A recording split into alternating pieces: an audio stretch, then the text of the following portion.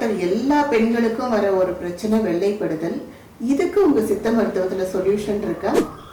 ஒண்ணு இல்ல ரெண்டு இல்ல, நிறையவே தீர்வு இருக்கு.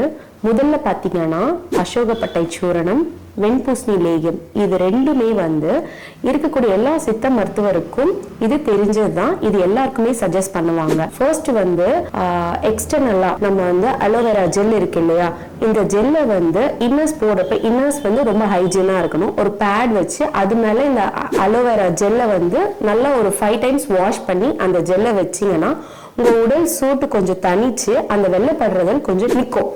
அண்ட் அது இல்லாமல் எக்ஸ்டர்னல் வாஷ்க்கு நம்ம என்ன கொடுப்போம் அப்படின்னா படிகாரம் நீர் சொல்லுவாங்க. இந்த நீரை நம்ம அந்த இடத்துல வாஷ் பண்ணி யூஸ் பண்ணிக்கலாம். செகண்ட் என்ன, கடுக்காய் தூள் வெளியவே கிடைக்கும். இதை வாங்கியும் நீங்க ஒரு வார்ம் வாட்டர்ல மிக்ஸ் பண்ணி இதை வாஷ் பண்ணலாம். மூணாவது திரிபலா சூர்ணம் நீங்க யூஸ் பண்ணி எக்ஸ்டர்னலா வாஷ் பண்ணலாம். இதெல்லாம் இன்டர்னல் கிடையாது. பிளஸ் இது இல்லாம இந்த மாதிரி யூஸ் பண்றப்ப உடல்ல நிறைய சூடு ஏற்படுறதுனாலதான் இந்த வெள்ளைப்படுறது மெயினா ஏற்படுது.